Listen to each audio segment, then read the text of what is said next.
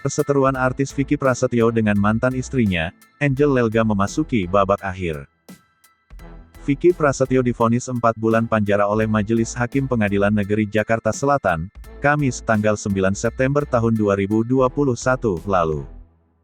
Ia terbukti bersalah terkait pencemaran nama baik dan perbuatan tidak menyenangkan yang dilaporkan Angel Lelga. Mengetahui Vicky harus kembali mendekam di penjara, Angel Lelga mengaku puas dengan putusan tersebut. Hal itu disampaikan dalam video yang diunggah di kanal YouTube Cumi Cumi, Sabtu tanggal 11 September tahun 2021. Meski demikian, Angel Lelga mengungkapkan bahwa sebetulnya ia tak pernah berniat menjebloskan Vicky Prasetyo ke penjara.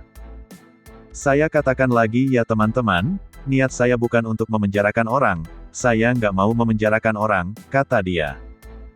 Namun pada saat Vicky berstatus tersangka hingga mendapat vonis dari majelis hakim, hal itu sudah menjadi bukti bagi Angel Lelga. Angel pun hanya ingin membuktikan jika Vicky Prasetyo bersalah karena telah menuduhnya berzina dengan lelaki lain.